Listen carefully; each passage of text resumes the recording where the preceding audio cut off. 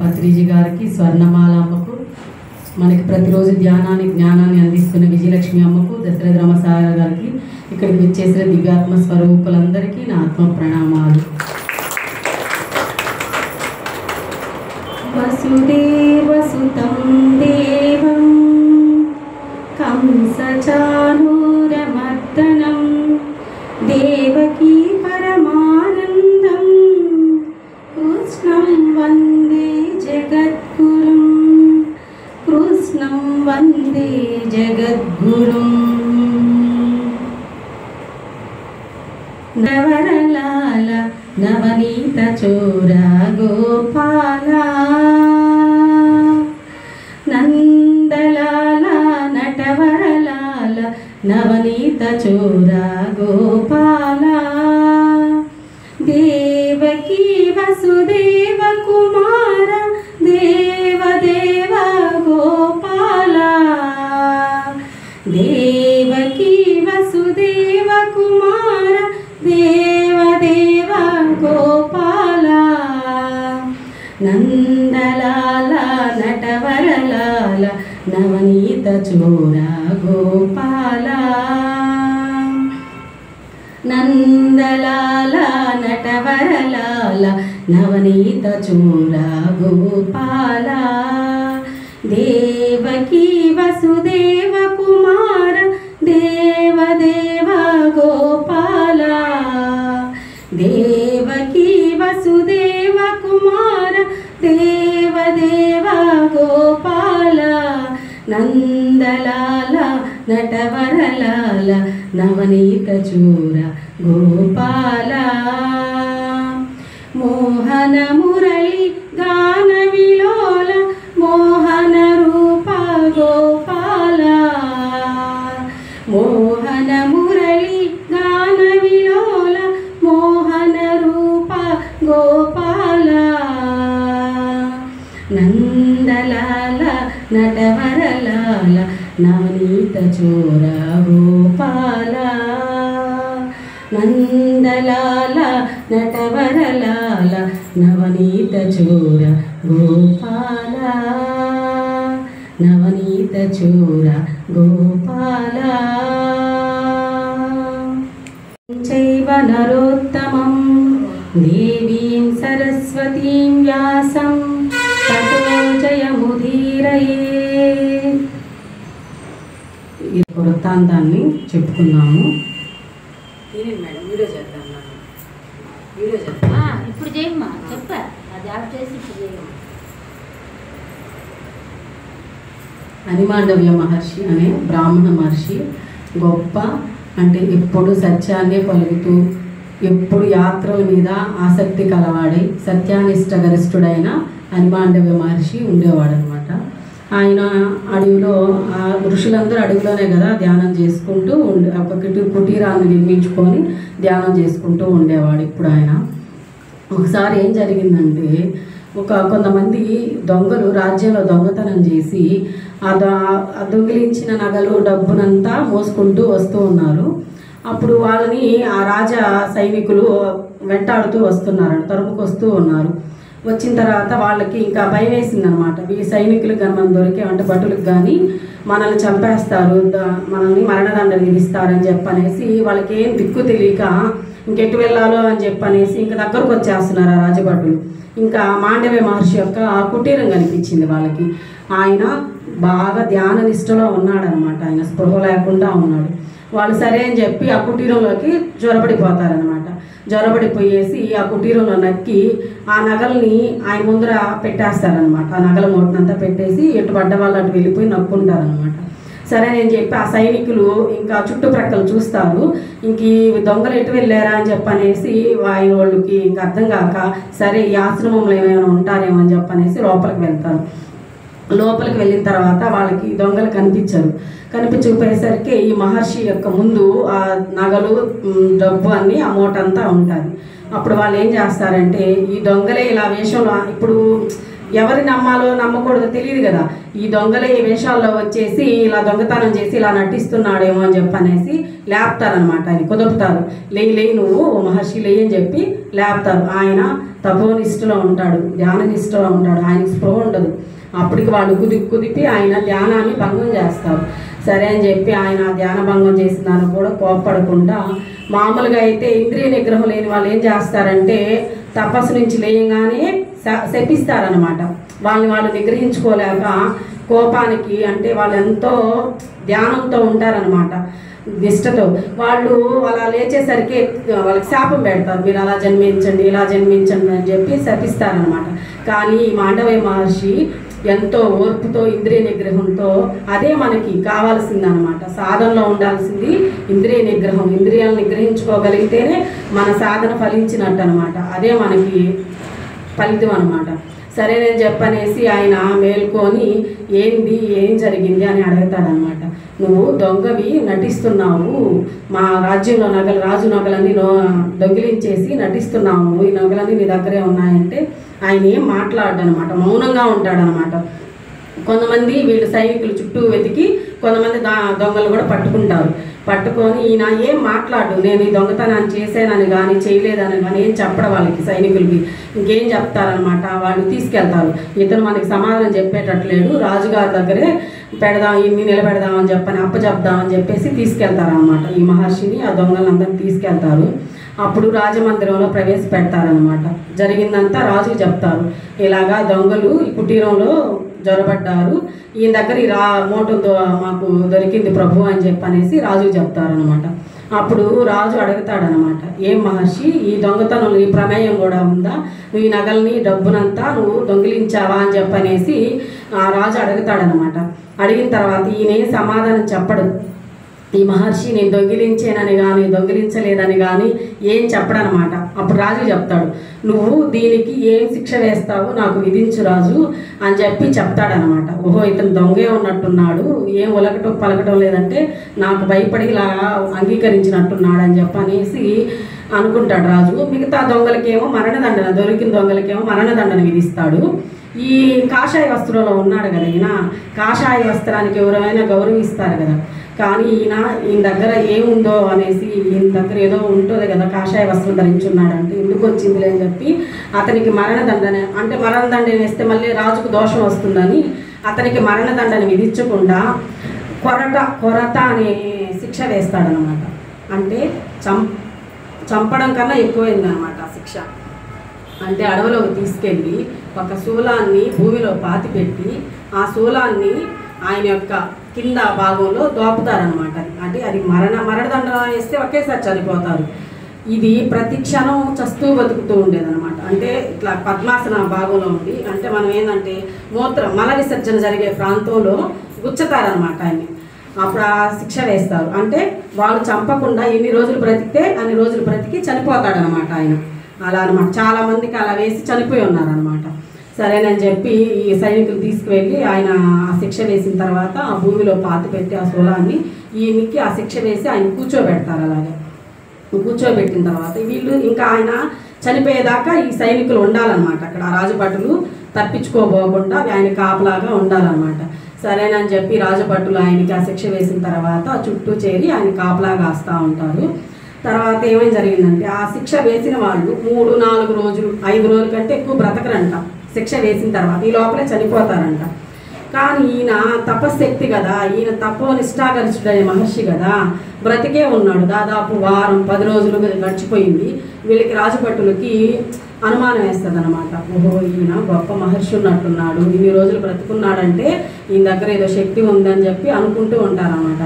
సరేనని చెప్పి అదృశ్య రూపంలో మహర్షులు తిరుగుతూ ఉంటారు కదా, వాళ్ళు ఇన్ని రోజులు గమనిస్తారనమాట ఈ మహర్షిని.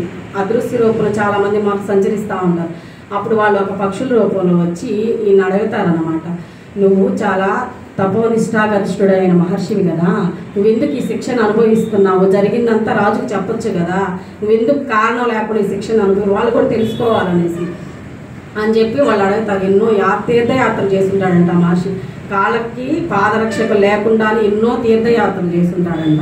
ఇవన్నీ చేసేవు, ఎంతో పుణ్యాన్ని సముపార్జించేవు, నువ్వు ఎందుకు ఈ శిక్షణ అనుభవిస్తున్నావు, మాకు చాలా బాధగా ఉంది నువ్వు ఈ శిక్షణ అనుభవిస్తుంటే అంటే అప్పుడు ఈ మహర్షి చెప్తాడనమాట, కారణం లేకుండా కర్మ ఏది జరగదు.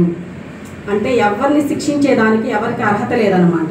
మనం ఒక కర్మని, ఒక బాధని, ఒక రోగాన్ని అనుభవిస్తున్నామంటే మన జన్మలో ఏదో చేసి ఉంటాం అనమాట. ఆ చేసి ఉంటేనే దానికి మనము దాని ఫలితాన్ని అనుభవిస్తాం. లేకుండా ఎవరో వాళ్ళ వల్ల జరిగింది, వీళ్ళ వల్ల పడిపోయాము, వీళ్ళ దిష్టి తగిలి మాకు బాగా లేకుండా వచ్చింది, వాళ్ళ చూపుబడి మేము ఎలా అయిపోయాము అని మనం మాట్లాడుకుంటాం. మనకి అవగాహన లేకుండా మన నోటికి ఎలా వస్తే అలా మాట్లాడుకుంటాం. పక్కన వాళ్ళు కూడా అదే సలహాలు చెప్తాం. ఓహో మీకు ఈ దిష్టి తగిలింది అందుకని మీకు బాగా లేకుండా వచ్చింది. వాళ్ళు ఏంటంటే నమ్మేస్తారనమాట. పాపం వాళ్ళు అపార్థం చేసుకుంటారు. మనం ఏదైతే చేస్తుంటామో ప్రతి దానికి కర్మ ఫలితం అనేది ఏ అవయవాలతో చేస్తే అవయవాలతో అనుభవించాలి, మనసు పరంగా చేస్తే మనసు పరంగా మానసికంగా బాధపడాలి, శరీరంతో చేస్తే శారీరకంగా బాధపడాలన్నమాట. ఈయన జ్ఞాని కదా ఈ మహర్షి, ఆయనకన్నీ తెలుసు అనమాట. ఓహో నేనేదో జన్మలో ఏదో కర్మ చేస్తున్నాను, అందుకని ఇంతటి దారుణమైన శిక్ష నేను అనుభవిస్తున్నాను అని చెప్పనేసి అనుకొని ఆ మహర్షికి చెప్తాడనమాట. నేనేదో ఏ జన్మలోనో పాపం చేస్తున్నాను, అందుకని ఈ కర్మను అనుభవిస్తున్నాను, ఎంతకాలం అనుభవించాలో ఏం జరగద్దు అలా జరగని అని చెప్పనేసి అంగీకరించి ఆయన ఆ శిక్షను అనుభవిస్తూ ఉంటాడనమాట. అప్పుడు ఈ మాటల సంభాషణ అంతా భటులు అంటే ఆ మహర్షులు అయితే కనిపించరు వీళ్ళకి భటులకి, కానీ సంభాషణ అంతా వినిపిస్తారనమాట. ఈ భటులు ఆ సంభాషణ అంతా విని హఠాహుటిన వెళ్ళిపోతారు రాజు దగ్గరికి. అయ్యో మేము ఒక గొప్ప మహర్షిని శిక్షించాము, కారణం లేకుండా ఆయన దోషం లేకుండా ఆయన శిక్షను వేసాము మనం రాజుగారు, మనకి ఇందులో ఎవరికి ఏ ప్రమాదం జరగద్దు అని చెప్పనేసి వెళ్ళి రాజుకి జరిగిందంతా చెప్తారన్నమాట. ఆ రాత్రి జరిగిందంతా, ఆ రాత్రి వెళ్ళిపోతారు వాళ్ళు రాజు దగ్గరికి. ఆయన ఏంది ఈ టైంలో అని చెప్పనేసి సైనికులు వచ్చి లేపుతున్నారని లేచి ఏందని అడుగుతాడనమాట. రాజుగారు ఇలా అదృశ్య రూపంలో ఉన్న మహర్షులతో ఆయన మాట్లాడడం ఇదంతా మేము విన్నాం రాజుగారు అని చెప్పగానే ఆయన చాలా గొప్ప వ్యక్తి అనమాట, ధర్మ పరిపాలకుడు అనమాట రాజు. వెంటనే ఆ రాత్రి సమయాన్ని హఠాహుటిని వచ్చేసి ఆయనకి ఆ శూలదండ శిక్ష నుంచి విముక్తి కలిగించి ఆయన పాదాల మీద పడిపోతాడనమాట. మహర్షి నన్ను క్షమించు, నాకు ఏ దోషం తెలియదు, నేనే పాపచారం చేయలేదు, నీ యందు నువ్వే అన్నిటికీ అంగీకరించావు కాబట్టి ఇందులో నా దోషం ఏం లేదు, మా రాజ్య ప్రజల్ని మమ్మల్ని ఏ విధంగా శపించకు నువ్వు అని చెప్పి వేడుకుంటాడనమాట. పాదాల మీద పడిపోతాడు వెంటనే.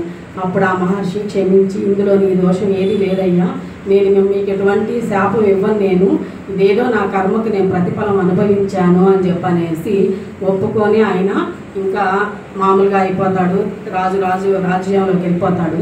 ఈయన తర్వాత ఏం చేస్తాడంటే ఆయన అనుభవించాడు కదా, ఆయనకి శక్తి ఉంది, ఆయన శిక్షకి నేను ఈ దోషానికి ఎందుకు ఈ శిక్ష అనుభవించానో తెలుసుకునే శక్తి ఆయన దగ్గర ఉంది.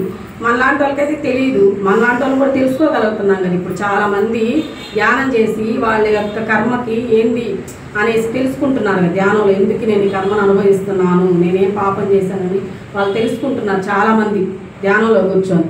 అలాగే ఆయన తెలుసుకోవాలని కుతూహల పడతాడనమాట. నేనేం అపచారం చేశానో తెలుసుకోవాలి అని చెప్పనేసి మనం చేసే ప్రతి కర్మకి ఫలితం ఇచ్చేవాడు యమధర్మరాజు అంట. మనం నిద్ర లేచింది మొదలు పడుకోబోయే వరకు ఏం చేసేదంతా పంచభూతాలు లెక్క రాస్తాయంట. గాలి, నిప్పు, నీరు, అగ్ని, వాయుదేవుడు అందరూ మనం నిద్ర లేచి మొదలు పడుకోబోయే వరకు మనం చేసే పుణ్యకార్యాలని పాపకర్మలన్నీ ప్రతి కర్మని వాళ్ళు రాసి చిత్రగుప్తుడికి ఇస్తారంట. ఆయన శిక్షలు అమలు పరిచేటప్పుడు యమధర్మరాజుకి చెప్తాడనమాట, ఫలానా వాళ్ళు ఈ విధంగా ప్రవర్తించారు ఈరోజు అని చెప్పి దానికి తగిన ఫలితము యమధర్మరాజు ఇస్తాడంట. ప్రతి ఫలితం ఇచ్చేది మనకి యమధర్మరాజేనంట. మనకి రోగాలు కానీ, కర్మలు కానీ, ప్రమాదాలు కానీ అన్నీ ఆయన చేతిలోనే ఉంటాడంట, సుఖాలు కానీ, సంతోషాలు కానీ. అందుకు కారణం తెలుసుకోవాలని చెప్పి ఆయన యమలోకానికి బయలుదేరతాడు. ఎవరు? మాండవ్య మహర్షి బయలుదేరేసి అప్పుడు అడుగుతాడనమాట, ఓ యమధర్మరాజా, ఓ దండధర, నేనేం పాపం చేశాను, నేను బ్రాహ్మణుడిని కదా, సద్బ్రాహ్మణుడిని, నేనే అపచారం అంటే నాకు తెలిసి నేనే అపచారం చేయలేదు, కానీ నాకు ఇంత బాధ కలిగే మరణదండ లాంటి శిక్ష వేసావు, నేనేం పాపం చేశానో నాకు వివరించాల్సింది అని చెప్పి అడుగుతాడనమాట యమధర్మరాజు.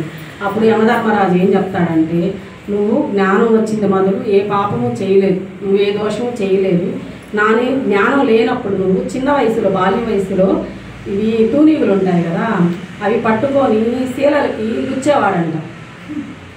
చిన్న వయసులో అంటే 7-8 సంవత్సరాల వయసులో తూనీగులకు పట్టుకొని వాటి రెక్కల్ని శీలలకు గుచ్చేవాడంట. అది నువ్వు ఆ దోషాన్ని చేశావు, అందుకని నీకు ఇప్పుడు ఈ శిక్ష అనుభవించవలసి ఉంది అని చెప్పనేసి చెప్తాడనమాట. అప్పుడు చెప్తాడు మాండవ్య మహర్షి, నీకు శిక్ష వేసే ఒక శక్తి ఉందని నువ్వు ఎలా పడితే అలా శిక్ష వేసేస్తావా నేను చిన్న వయసులో చేసే ఆ దోషాన్ని నాకు తెలిసి చేయలా, నాకు జ్ఞానం వచ్చింది మొదలు ఏ తప్పు చేయలేదు. బాల్యంలో చేసి 14 సంవత్సరాల వయసు వరకు బాల్యం చేసే దోషాలని లెక్కకు రావంటవి. అవి చిన్న అంటే వాళ్ళకి తెలియదు కదా, ఇది చేస్తే తప్పు, ఇది ఇప్పుడు నిప్పులు ముట్టుకుంటారు వాళ్ళు, మాది తప్పు అని వాళ్ళకి తెలియదు. అది అప్పుడు వేసే శిక్షలు ఒకలా ఉండాలి, తెలిసి చేసే తప్పులకి వేసే శిక్ష ఒకలా ఉండాలి. కానీ నువ్వు శిక్షలు వేసే దాంట్లో నువ్వు ఆలోచించకుండా అవగాహన లేకుండా శిక్షలు వేసేస్తున్నావు, అది తప్పు యమధర్మరాజా. నేను చిన్న వయసులో చేశాను, తెలిసి తెలియ వయసులో చేశాను. ఆ దోషానికి నాది పూర్తి దోషం కాదు. చిన్న వయసులో చేసే తప్పులకి, చిన్నపిల్లలకి చేసే తప్పులు తల్లికి ఒక భాగం ఇవ్వాలంట. ఇన్ని అంటే కరెక్ట్గా నేను చాలా సంవత్సరాలు ఎందుకు కాదు విని, కొంత భాగం తల్లికి ఇవ్వాలంట, కొంత భాగం తండ్రికి ఇవ్వాలంట, కొంత భాగం గురువులకి ఇవ్వాలంట, విద్య నేర్పే గురువులకి. ఇలా ఆ దోషాన్ని వాళ్ళందరికీ పంచాలంట. అలా కాకుండా నువ్వు దోషమంతా నాకే వేశావు అని చెప్పనేసి, నువ్వు ఈ దోషం మళ్ళీ మళ్ళీ చేయకుండా ఉండాలంటే నీకు శిక్ష పడాలి. నువ్వు శిక్ష పడితేనే నీకు ఎవరికి ఎటువంటి శిక్షలు వేయాలో, ఎవరికి ఏ కర్మను విధించాలో అనే పాలన నీకు తెలుస్తుంది. ఇప్పుడు నాకు అనుభవించే శక్తి ఉంది కాబట్టి నేను అనుభవించా, నేను నీ దగ్గరకు రాగలిగి అడిగే శక్తి ఉంది కాబట్టి రాగలిగి అడిగాను. లేదంటే పోలేని వాళ్ళందరూ, అక్కడికి వెళ్ళలేని వాళ్ళందరూ అనుభవించాల్సిందే కదా. అంటే మనిషికి మించిన శిక్షలు వేయడం నీ దోషం. అది ఎవరి కర్మకి ఎంత వేయాలో అంతే వేయాలి, మనిషికి మించిన శిక్షలు వేయడం నీ దోషం. అది ఇలా ఇంక నుంచి జరగకూడదు, ఇప్పటి వరకు నా వరకే ఇది ఇంకా ఆగిపోవాలి అని చెప్పనేసి ఆయన గొప్ప న్యాయశాస్త్రాన్ని అమలుపరుస్తాడంట. మాండవ మహర్షికి ఒకసారి గట్టిగా చెప్పాలి. అంటే అప్పుడు దాకా దోషాలకి శిక్షలు అనుభవించారు కదా, అప్పటి వరకు ఉన్న వాళ్ళందరూ ఎలా అంటే అలా శిక్షలు అనుభవించారు, ఘోరాతి ఘోరమైన శిక్షలు అనుభవించారు. ఇంకా ఇలా అనుభవించకూడదు, ఇంకా నుంచి నా తరం నుంచి ఇంకా అలా బాల్యంలో చేసే తప్పులకి ఇలా శిక్షలు అనుభవించకూడదు అని చెప్పనేసి ఒక న్యాయపాలన తీసుకొస్తాడంట మాండవ మహర్షి. ఇలా తల్లికి, తండ్రికి, గురువుకి ఇలా వాళ్ళందరికీ ఆ దోషాన్ని పంచే విధంగా, వాళ్ళకి తక్కువ శిక్షలు పడే విధంగా అమలు పరిచాడంట. అందులో 14 సంవత్సరాలు చేసే తప్పులకి ఇంకా శిక్షలు లేవన్నమాట. ఈయన 7 సంవత్సరాలు చేసే శిక్షకి అంత ఘోరమైన శిక్షను అనుభవించాడు కదా, ఆ వయసులో వృద్ధాప్యంలో ఇలా అనుభవించకూడదు అని చెప్పి 14 సంవత్సరాలు చేసే దోషాలకి శిక్షలు లేకుండా ఆయన అమలు పరిచాడంట. సరేనని చెప్పనేసి ఈయనకి శాపం ఇవ్వాలి కదా, దోషాన్ని ఆయన చేసిన తప్పులు తెలుసుకోవాలి కదా, ఇప్పటి వరకు జరిగిపోయింది, ఇంక మీదట ఇలా జరగకూడదు అని చెప్పి యమధర్మరాజుకి శపిస్తాడనమాట. నువ్వు ఒక తక్కువ కులంలో, అంటే మామూలుగా ఉన్న వాళ్ళ ఇంట్లో పుడితే మళ్ళీ ఆయనకి తెలియదు కదా లేని వాళ్ళ బాధలు ఎలా ఉంటాయి, వాళ్ళు ఎలా జీవిస్తారు అనేసి శిక్ష పడేవాడు. ఇప్పుడు మనం ధ్యానం చేస్తుంటే కదా మనకి ధ్యానం యొక్క శక్తి, దాని అనుభూతి, దానివల్ల మనం పొందే పరిణామాలని మనకు తెలుస్తున్నాయి. తెలియని వాళ్ళకి తెలియదు అనమాట, ధ్యానం చేస్తే ఎలా ఉంటుంది, మన ఇంద్రియాల నిగ్రహం ఎలా ఉంటుంది, మన అనారోగ్యాలను ఎలా పోగొట్టుకుంటాము అనేది వాళ్ళకి తెలియదు. ధ్యానం చేసే వాళ్ళకే ఆ శక్తి, ఆయా ప్రేమతత్వం ఎలా ఉంటుందో, ఆరోగ్యం ఎలా ఉంటుందో, ప్రశాంతత ఎలా ఉంటుందో అవన్నీ మనం తెలుసుకుంటాం అనమాట. నువ్వు ఇవాళ ఇవన్నీ అనుభవిస్తేనే నీకు పేదరికం అంటే ఎలా ఉంటుంది, శిక్షలు చేయని వాళ్ళకి ఇలా శిక్షిస్తే ఎలా ఉంటుంది అన్నీ తెలుసుకోవాలి. ఇంక నుంచి నువ్వు న్యాయంగా శిక్షలు వేయాలి అని చెప్పనేసి ఆయన తక్కువ కులంలో పుట్టే విధంగా భూలోకానికి వెళ్ళి నువ్వు మానవుడిగా జన్మిస్తావు, నీచు కులస్తుల్లో జన్మించాలి, మళ్ళీ పుట్టింది మొదలు బాధలు, పుట్టింది మొదలు బాధలతోనే నువ్వు జీవించాలి కడ వరకు అనేసి శపిస్తాడనమాట. ఇంకా తప్పదు, ఆయన అంత తపోనిష్టాగరిష్ఠుడైన మాండవ మహర్షి చూడు, ఒక యమధర్మరాజుకే శాపం ఇవ్వగలిగాడే అంటే ఆయన దేని వల్ల శపించగలిగాడు, ఆయన డబ్బుతో శపించగలిగాడు. ఆయనకి ఏమైనా హోదా ఉందా, ఆయనకి ఏమైనా పదవులు ఉన్నాయా, ఏం లేవు. ఆయన యొక్క ధ్యాన శక్తి ద్వారా ఆయన వాక్శక్తి పెరిగిందనమాట. ధ్యానం చేయడం వల్ల, నిరంతరం పరమాత్మని ధ్యానించడం వల్ల ఆయనకి ఆ శక్తితో యమధర్మరాజుని శపించగలిగాడు అనమాట. ధ్యానానికి ఎంత శక్తి ఉందో మళ్ళీ ధ్యానానికి ఒకసారి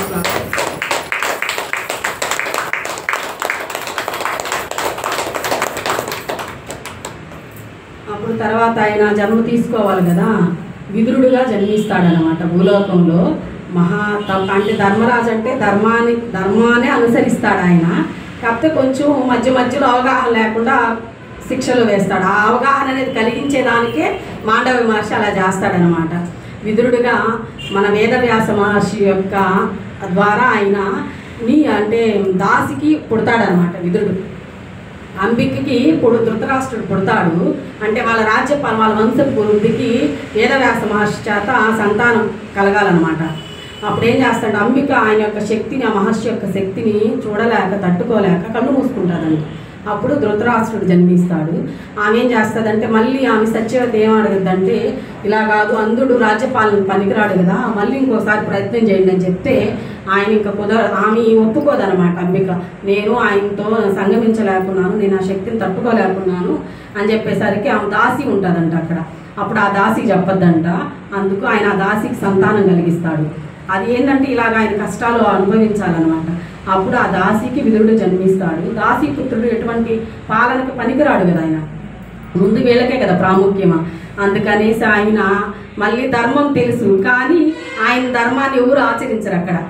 ఆయనకు ఎటువంటి హక్కు లేదు కదా దాసి పుత్రుడు. అంటే పుట్టిన మొదలు అవమానాలతోనే జీవిస్తాడనమాట.